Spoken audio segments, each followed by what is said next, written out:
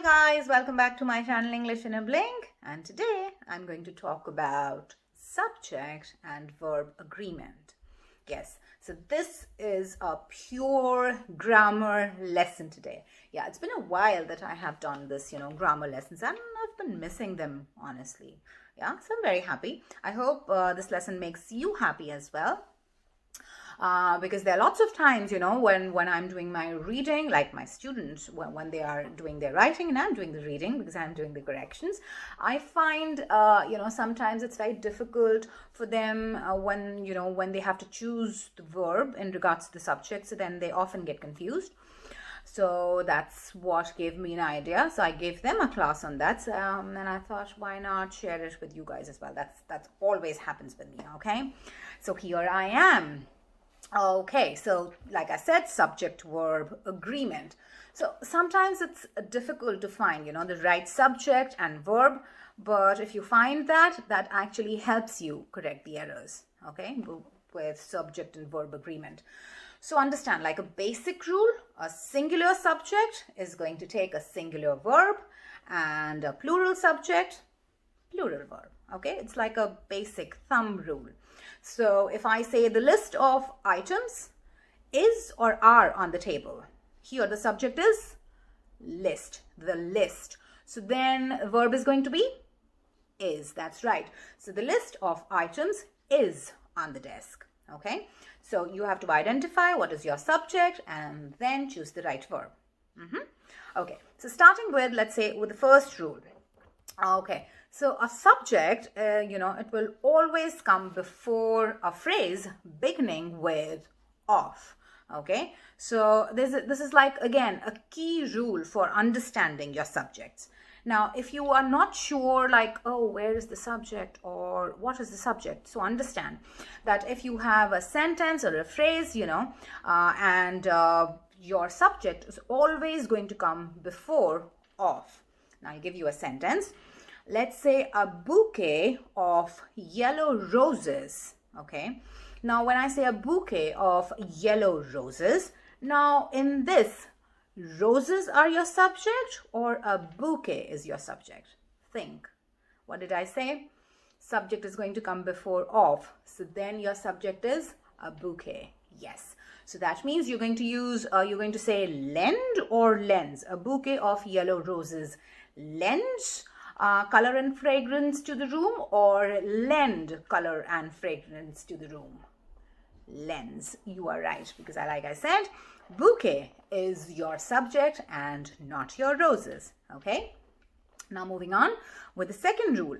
When you have two singular subjects, okay, and they are connected by or, either, okay, or neither nor, okay, so then they will require a singular verb. Let's say with an example, my aunt or my uncle is arriving by train today. Okay, so they are connected by or, but like I said, when they are connected like this, then you will use a singular verb. Similarly, neither or neither John nor Carmen is available. Okay, so singular, neither nor, or with either. Either Kira or Cassie is helping today with stage decorations. Okay, so whenever you have, neither nor, either or, and if you have, which verb to use? Singular verb. Okay, right. Similarly, now moving on with the third rule. Now, if the verb in an or, either or neither nor sentence, if it has to agree with the noun or the pronoun closest to it. Okay, so it's a long sentence and then you are confused. Okay, so now which, like how to choose the verb? Okay, with the example, neither the plates nor the serving bowl. Okay, now I have to choose, should I say go or goes? Neither the plates nor the serving bowl. So go goes, which is closer? Bowl. So goes on the shelf. Okay, so which one is closer? You choose your verb accordingly. Second example, neither the serving bowl nor the plates. Now this time, plates it's closer. So then you will say go on the shelf, okay? So whenever you have these sentences, like long sentences, so you have to think like whichever noun or the pronoun is closest, you choose your verb according to that, okay? Right. Then, again, as a general rule, use a plural verb with 2 or more subjects when they are connected by and, okay? It's like a general rule. So again, example sentence, a car and a bike are my means of transportation, okay? So car and a bike. So like I said, general rule, use a plural verb with 2 or more subjects. So you have a car and then you have a bike, so 2 things, so they are, okay? But again, pay attention, you have certain exceptions, like if, breaking and entering is against the law. Similarly, the bed and breakfast was amazing.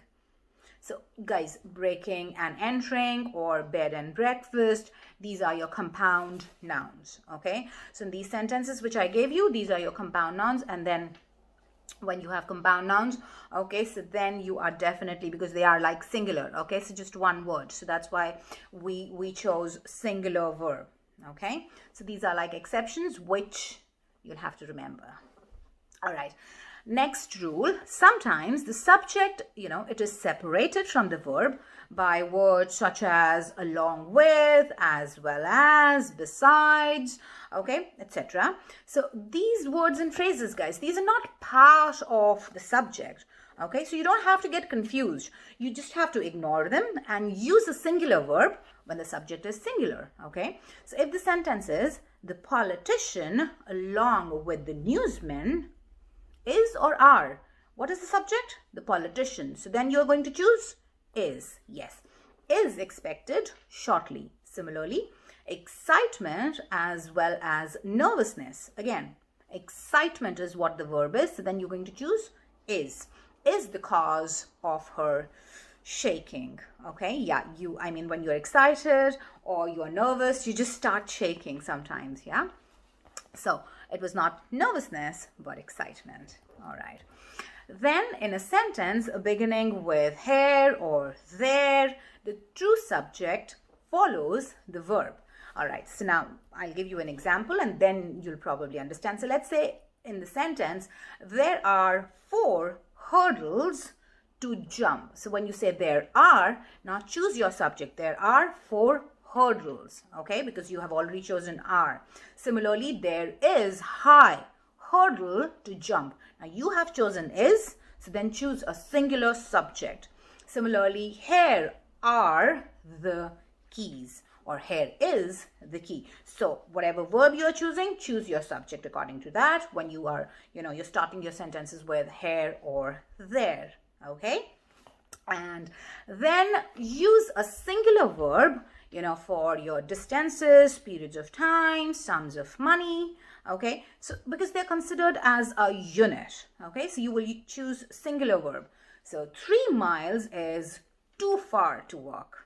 Yeah, it is actually, right? So 3 miles is miles, but you are, considering them as a unit, so is. Similarly, 5 years is the maximum sentence for that offense. Or 10 euros is a high price to pay. Okay, so when I said 10 euros, now again, this was 1 unit. But let's say if I say 10 euros were scattered on the floor. Okay, so think when you're talking about 1 unit and when, let's say, you're talking about, if I say 10 euros were scattered, that means we're talking about probably 1 euro note, 2, 3, so we could count, or like coins, okay? So you have to, think and see what you are talking about there as a unit. But when you are talking about, 10 euros, that means we're not talking about it as a unit, okay? So we are talking about a single unit. So one euro note or 1 euro coin, okay? And that's it for today. So these were, your tips. Next time you have to choose your verb and what is the subject. I hope this lesson is going to be helpful. And if it is, if you found it helpful, you don't have to do much. Just press the like button, subscribe, and spread the word. Until we meet next time, bye for now.